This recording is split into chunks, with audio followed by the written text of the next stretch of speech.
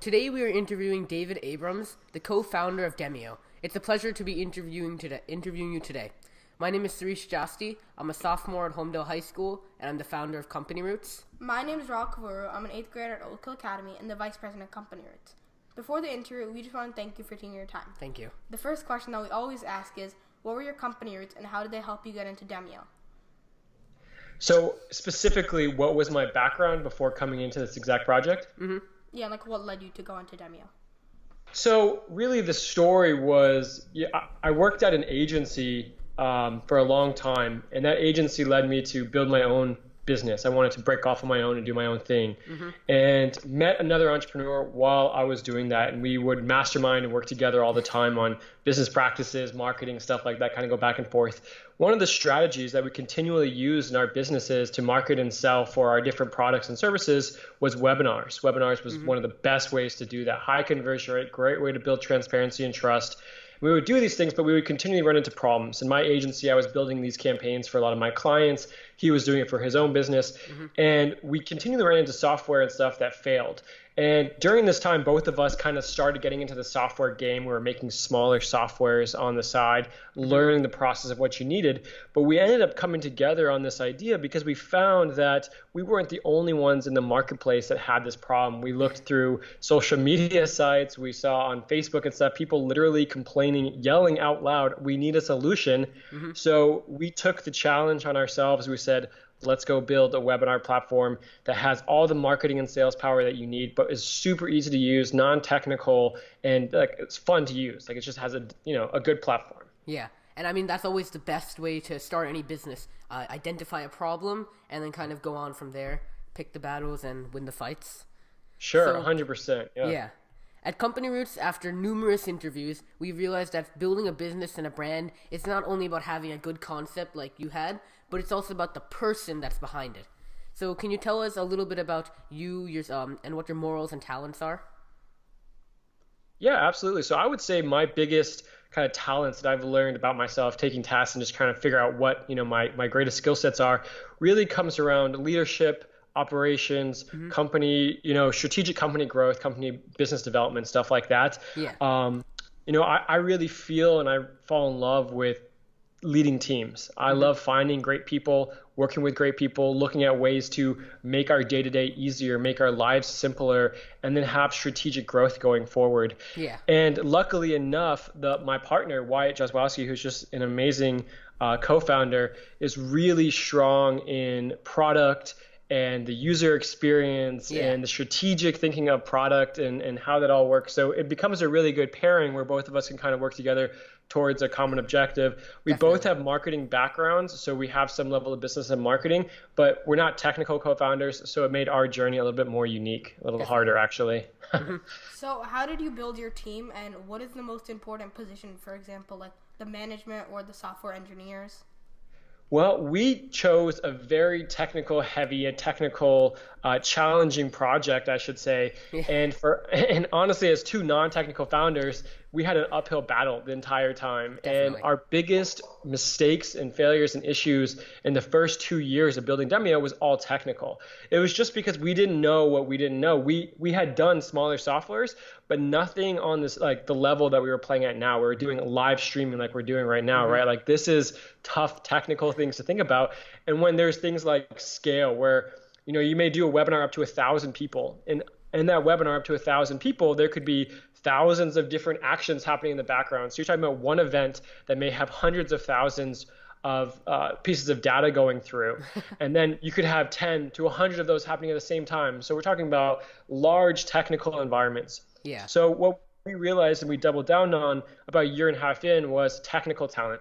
If we had started over again, we would have probably had found a technical co-founder to join us earlier on, where we didn't have to hire in. A lot of the mistakes were hiring either the wrong leadership, technology leadership, or not hiring people with enough experience to lead us in those areas. But once we built the team that we have now, which I can talk about if you want, once we built that team, we basically moved through the technology sprints really well with a good framework, and then we promoted from the inside. We brought one of our guys who was just incredible and moved him to director of engineering, and he's done an amazing job of just leading that team. So can you talk about your team a little bit, like right now in the evolution?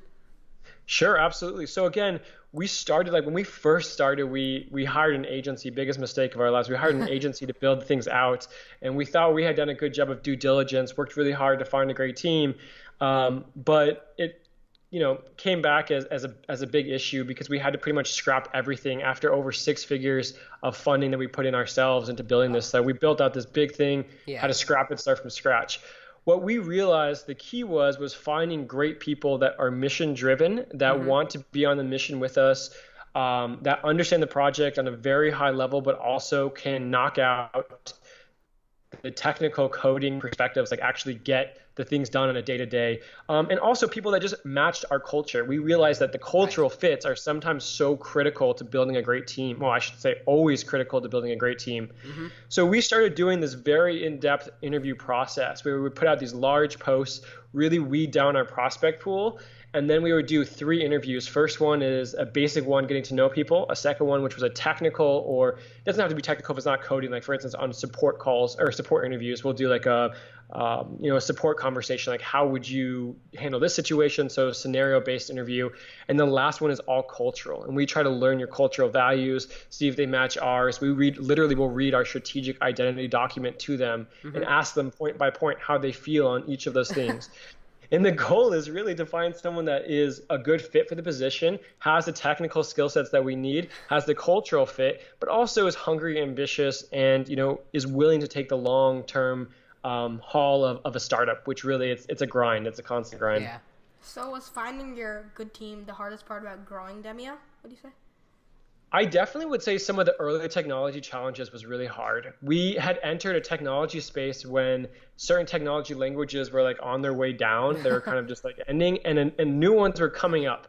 But we're at this point where like they were crossing. So some were coming down, some were coming up, and we had no like proven technology to use. And so we had to make some really hard technology decisions. And we took the risk. We went to bleeding edge technologies, but it paid off dividends by making that choice. It was a great choice.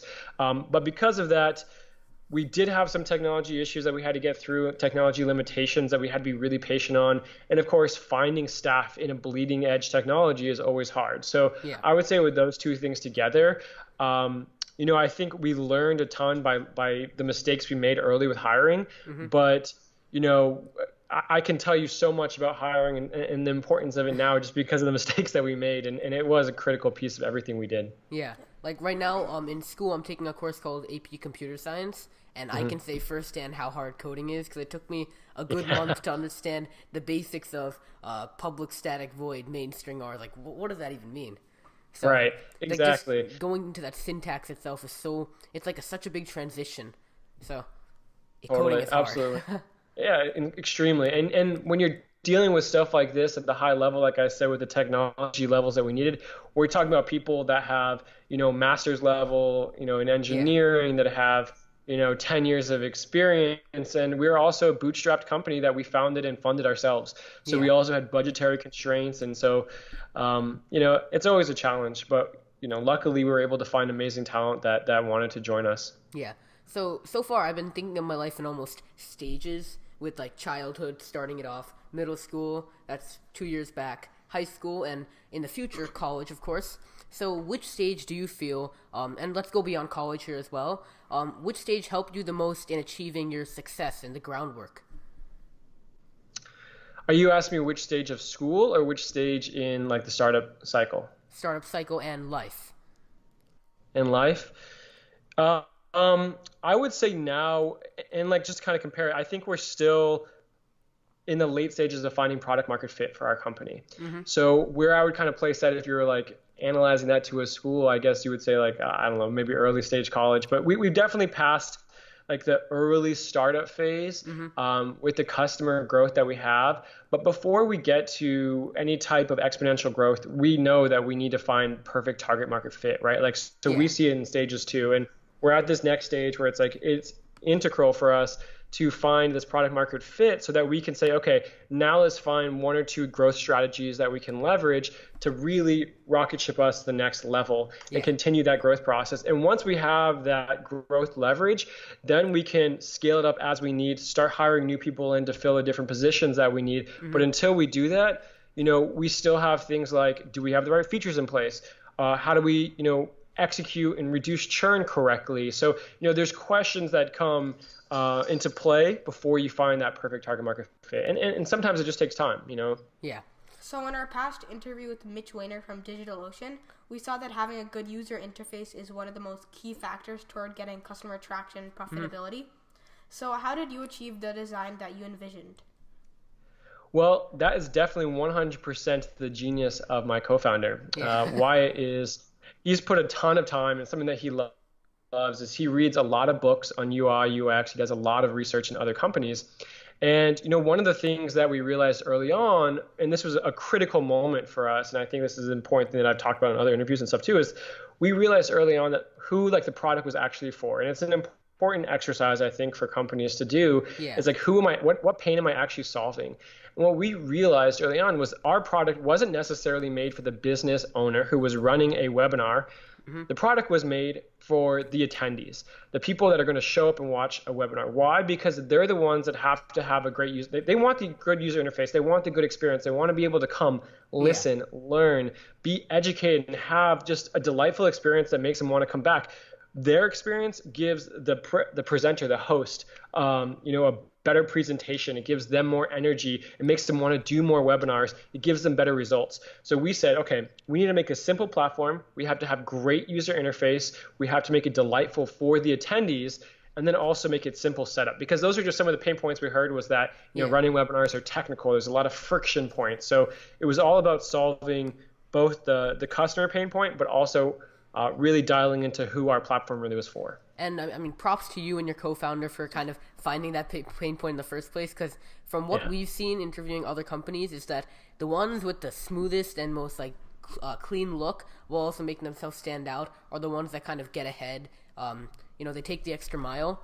So is there any distinct advantage that makes Demio the better go-to platform for webinar hosting? Yeah, absolutely. And I mean, it's really built on the pillars that we said that we had to leverage. And that was reliability, scalability, so being able to scale quickly, be super reliable, and be very easy to use. Yeah. So the easy to use portion of it is really what you're looking at when you look at our user interface, right? Because it's really actually not even user interface to us, it's user experience. Right. We said from the beginning, from the website, literally it's in our mission statement that from your first experience, whether it's from a customer referral, from someone talking about it on social media, to a post that you find to the website, we want everything to be a nice experience that's simple. So people talk about us, they say Demio is a simple, easy to use platform because of what we built, right? So that was kind of our mission. So when they come to the website, everything is clean and simple, easy to follow. When you log in, again, the user interface is really minimized, reduced, simplistic and easy, and not simplistic that it doesn't have a lot of powerful features. It has everything you need, but we put a lot of deep thought into thinking how do we make this simpler? How can we reduce these features? And just sometimes hiding things, or we've deleted so many things too. We used to have a lot more things. We're let's delete it. Why? Because we didn't want to have a bloated software. We wanted something that was simple and easy because that was a pillar that we wanted to give to our users. Right. So is the easy to use interface the main thing or quality that your customers love about Demio?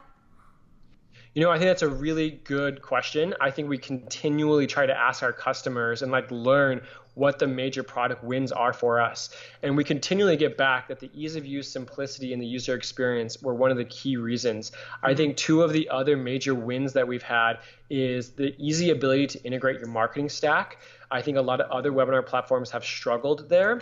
And the other one is the attendee experience, like I said before. So having an attendee experience that allows the attendees to have a great time and a great experience. So their experience makes the presenter's experience great. So that's the other thing. After your customers use your free trial, how many of them actually continue to get a subscription for Demio? So that's another great question. We actually literally just this morning switched from a credit card required trial to all of our Demio sites are now pointed to a no credit card free trial. So we'll have a whole new statistics probably in a month or so on what this is. But we run about a 60% uptake from our credit card required free trial into paid accounts. We had a time where we were literally at 75%, which was amazing. Yeah. But it has dropped over time to about 60. We did this change. We switched from a credit card required free trial to a no credit card free trial for two reasons. One, we wanted to reduce our friction points. We realized that's something that we're trying to solve at Demio. And asking people to enter a credit card, it's a friction point we wanted to resolve. The other one was trust is a key thing for webinars specifically, but I think most big software, especially B2B software, there's some trust factor. And we did ask for a credit card, which people that, maybe had a issue with the previous platform or didn't know if they trusted platforms, had a hard time, putting in the credit card. So we wanted to reduce that level of requirement there. Yeah. So on the customer point, what type of people do you find actually use Demio for their own purposes? Is it just business to business, or is it more like business to consumer? So we don't really have any B2C customers at all. It's really a B2B based platform. I would say that probably about 60% of our user base is SMBs, VSMBs, coaches, consultants, with the other 40% more company specific platforms. Really our mission over the next 6-12 months is to really dial in and focus in the SaaS space. So really we launched a brand new website today, brand new branding, everything like that. Demio is kind of revamped. It's going to get a whole new revamp, and our whole new focus is SaaS companies. So I'll see those numbers change probably over the next 6-12 months, but that is our major focus right now. But I would say everything we do is B2B. Okay. So how did you expand and grow Demio? Or was it advertising or word of mouth? So honestly, I think initially it was some video advertising. We created a lot of video ads. We did a lot of video campaigns that drove initial growth for our beta period and our early campaigns. After that, we got what's called a flywheel. So we had people running accounts and people started talking about them. And we got this flywheel of word of mouth referrals. Yeah. And I would say over the past year, our biggest growth mechanism has been word of mouth and referral marketing. Some affiliates, some referrals, and literally people just talking about Demio in groups and stuff like that. So that has been probably one of our biggest drivers. Yeah. Do you do this on social media or just through your blog? Because I saw you were talking about a lot of SaaS related stuff on your blog. Yeah, so we definitely do a lot of stuff on our blog. We do a lot of guest posting. We do a lot of interviews, and we have a podcast as well. But again, I would say that most of that word of mouth is literally customer word of mouth to other customers. Yeah. Or to other people. So transitioning to customers to like investors, what was the process of gaining capital and getting investors to come on board to Demio like? Crazy enough, we don't have a single investor in Demio. We bootstrapped the entire company ourselves for the past 3 years. It's crazy. 2.5 years, I should say. But maybe it has been 3 years. But yeah, we did it all ourselves. We used our previous companies to fund Demio. And so we put in a lot of capital ourselves. Looking forward, maybe it's something that we'll look at when we get past that initial product market fit that I said that we really wanted to nail 100%. And in the meantime, we are, self-sustaining platform. So, on your website, the company has a whole page on how you started up. So how would you briefly tell how you started up to someone who never heard of Demio? Yeah, it goes back to that story I told you guys before. It's really about finding the pain. Initially we found it in our own businesses. It was our pain that we faced, and we said, well, there has to be a better way. There has to be an easier way. Literally, we said it all the time. We used to connect multiple applications together to create these campaigns, and we had to get these builders and do all these things, and it would take 2 days to build a webinar, and now you can do it in like 30 seconds. And so, we did that, and that was kind of our big pain. But like I said, we looked in the marketplace as well. We looked through Facebook and Twitter and forums, and we saw the pain was there. Now, looking back, honestly, just to give some advice, we would definitely make a new change, which is get on the phone with a lot of those people. Ask the questions about what people want and what they really need, what is actually important to them, room sizes and stuff like that. Yeah. We came in with a lot of preconceived notions because it was our pain. We felt that maybe we were the target customer. So because of that, we built a lot of things, or we put a lot of emphasis on things that we thought was going to be integral, but it was not. So that would be something that we would change looking back. We learned a ton doing customer interviews along the way that we're like, oh, I never would have thought about that, or never would have done that way. So highly recommend you do that. But yeah, finding the pain ourselves, and then we said, hey, let's accomplish this. Let's do this ourselves. Yeah. So, what happens on a day-to-day basis in your office? So the cool thing is we are a totally remote-based company. We decided from the get-go that we wanted to build a company that was remote. And our culture dictates and allows people to work on their schedule wherever they want. So a lot of the team members are digital nomads. They travel they work in different places for a variety of months. They go to different areas. All we require is that, our sprints, our work logs, things like that get done. Yeah. We do team meetings once a week. We do stand-ups and sprints. We use everything through Trello and Slack to keep communication, project management. We have an amazing team, and really the only reason this whole thing works is by finding great people that fit into the culture that you want to build, right? It goes back to what we were talking about before. And so when we do this, we look for people that want to be remote, and we ask them, why they want to be remote, what they're looking for. And we can find great people that, just want to experience great cultures and do cool things, and maybe they just don't want to deal with traffic anymore driving to work. And I have a big belief that remote working is going to be the new frontier. It's going to be how everyone works in the future. But that's what we do right now. And so this is me in my home office right here, and this is where I spend my day. So do you ever have to travel out of state with Demio? Sure, absolutely. We just got back from SaaStr last week, which is a huge SaaS conference by Jason Lemkin out in San Francisco. Typically, we only travel really for conferences, events, and meeting, team members, stuff like that. If we do a team retreat, something like that, we'll be out of town. But we don't do a lot of traveling right now because we're still so early to do things like, meet customers yet or prospecting, stuff like that. We don't do that yet. Right. So, we always end the interviews with the same question, but we're going to try to change it a little bit now. We're going to rephrase it a little bit.